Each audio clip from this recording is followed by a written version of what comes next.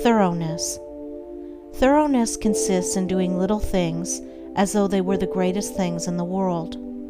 That the little things of life are of primary importance is a truth not generally understood, and the thought that little things can be neglected, thrown aside, or slurred over is at the root of that lack of thoroughness which is so common and which results in imperfect work and unhappy lives. When one understands that the great things of the world and of life consist of a combination of small things, and that without this aggregation of small things, the great things would be non-existent, then he begins to pay careful attention to those things which he formerly regarded as insignificant. He thus acquires the quality of thoroughness and becomes a man of usefulness and influence, for the possession or non-possession of this one quality may mean all the difference between a life of peace and power and one of misery and weakness. Every employer of labor knows how comparatively rare this quality is, how difficult it is to find men and women who will put thought and energy into their work and do it completely and satisfactorily. Bad workmanship abounds. Skill and excellence are acquired by few.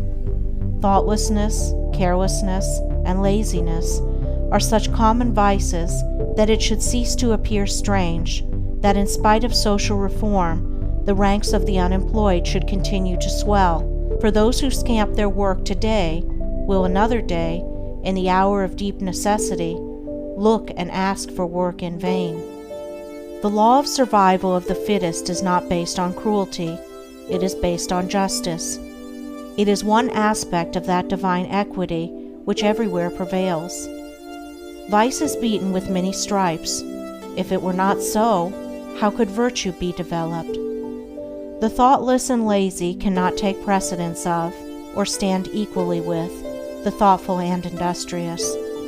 A friend of mine tells me that his father gave all his children the following piece of advice. Whatever your future work may be, put your whole mind upon it and do it thoroughly. You need then have no fear as to your welfare, for there are so many who are careless and negligent that the service of the thorough man are always in demand. I know those who have, for years, tried in almost vain to secure competent workmanship in spheres which do not require exceptional skill, but which call chiefly for forethought, energy, and conscientious care.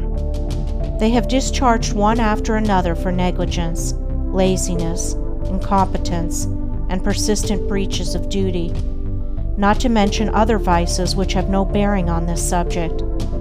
Yet the vast army of the unemployed continues to cry out against the laws, against society, and against heaven. The cause of this common lack of thoroughness is not far to seek.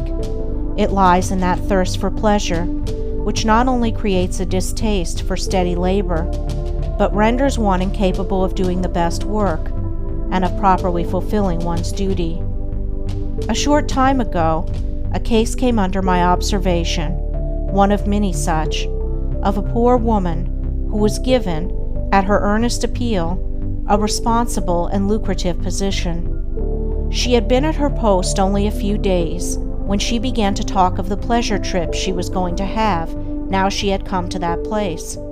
She was discharged at the end of a month for negligence and incompetence. As two objects cannot occupy the same space at the same time, so the mind that is occupied with pleasure cannot also be concentrated upon the perfect performance of duty. Pleasure has its own place in time, but its consideration should not be allowed to enter the mind during those hours which should be devoted to duty. Those who, while engaged in their worldly task, are continually dwelling upon anticipated pleasures, cannot do otherwise than bungle through their work, or even neglect it when their pleasure seems to be at stake. Thoroughness is completeness, perfection. It means doing a thing so well that there is nothing left to be desired.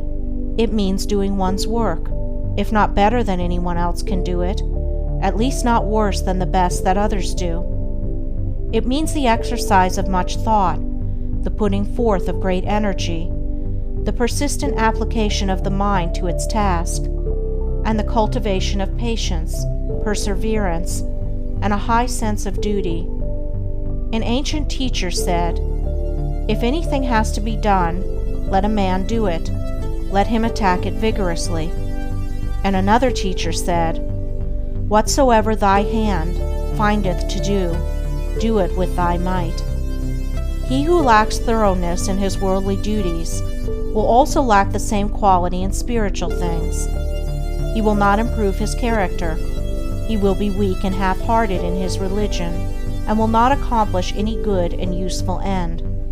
The man who keeps one eye on worldly pleasure and the other on religion, and who thinks he can have the advantage of both conditions, will not be thorough either in his pleasure-seeking or his religion, but will make a sorry business of both. It is better to be a whole-souled worldling than a half-hearted religionist. Better to give the entire mind to a lower thing than half of it to a higher. It is preferable to be thorough, even if it be in a bad or selfish direction, rather than inefficient and squeamish in good directions. For thoroughness leads more rapidly to the development of character and the acquisition of wisdom. It accelerates progress and unfoldment. And while it leads the bad to something better, it spurs the good to higher and ever higher heights of usefulness and power.